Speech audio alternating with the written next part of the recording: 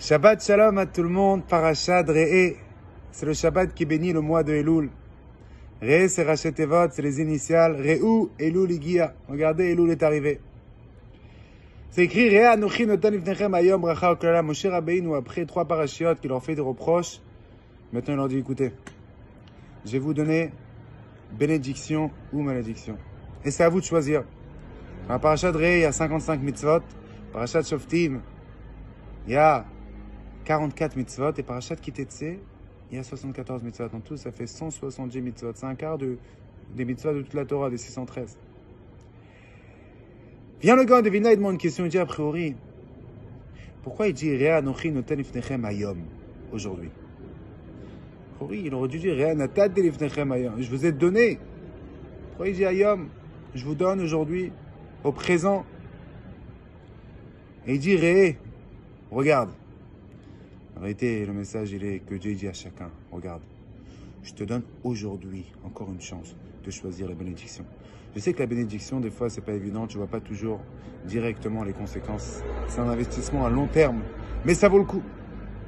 Rachat Nitzavim, il dit que je te donnais et achaim, et atov, et amavet, et ara.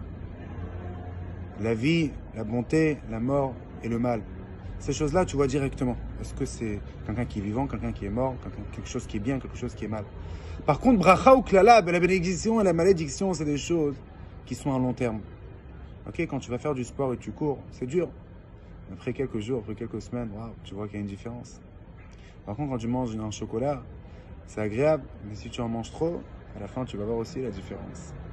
Ça veut dire que les bonnes choses, les bénédictions, c'est à long terme. Et aujourd'hui, tu peux choisir. Aujourd'hui, tu peux faire le changement. Ne pense pas que c'est fini, j'ai trébuché. Non.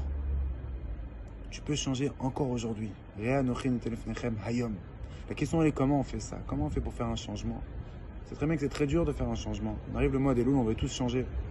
Et la réponse, elle est qu'en vérité, on peut apprendre quand Akadosh Baruch Hu envoie Moshe Rabbeinu chez Paro.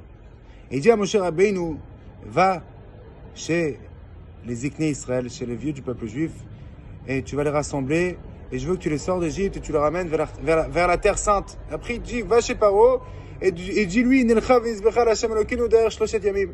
on sort, et on va partir servir Dieu dans le désert pendant 3 jours. Qu'est-ce que ça veut dire? Moshe Rabbeinu, il ment à Paro. Dieu il dit à Moshe Rabbeinu de mentir à Paro. On sort pour 3 jours. C'est très bien que c'était pas pour 3 jours. Il lui dit, vous allez rentrer dans la terre sainte, la terre d'Israël. Le message, il est très fort pour nous, en vérité. On a tous un Paro dans nous. Et ce Paro, il ne nous laisse pas tranquille. Ce Yetzarara, il ne nous laisse pas tranquille. Tous les jours, il veut nous faire trébucher. Il veut qu'on choisisse Klala. Il veut qu'on choisisse la malédiction. Mais, il faut savoir une seule chose. Pour le combattre, comment on fait? On nous dit, écoute, 3 jours. T'arrives à Elul, tu dis, je prends une petite décision. 1 quart d'heure par jour d'études. Une demi-heure. Une décision pour 3 jours. Et quand tu vas commencer un petit peu, tu vas juste te dépasser. On t'a pas demandé de changer tout. On t'a juste demandé de te dépasser un petit peu. Mitzvah goret mitzvah. C'est pour ça que Ben Azai, il dit, Heverat le mitzvah kala. Cours vers une petite mitzvah.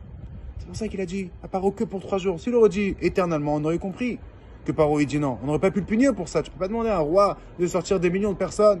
Il a des millions de personnes qui travaillent pour lui gratuitement. Mais pour 3 jours, ça, il aurait dû dire oui. Ça, personne ne peut dire non. Ils sont en esclavage, tu leur demandes une petite vacances de 3 jours. Et c'est ça le message pour nous. Le mois d'Elul, on ne te demande pas de changer tout. On te demande de prendre une petite décision. Tu dis à Dieu, voilà, je me dépasse pour toi. Et quand tu te dépasses pour lui, après, à ce moment-là, Dieu, il t'ouvre une porte. Et il t'ouvre plein de portes. Et c'est ça qui va nous ouvrir la grande porte. Que ça, c'est le 3e Beth Amikdash. Avec Mashiach Tzidkeinu. Techef Miyad Mamash. Shabbat Shalom.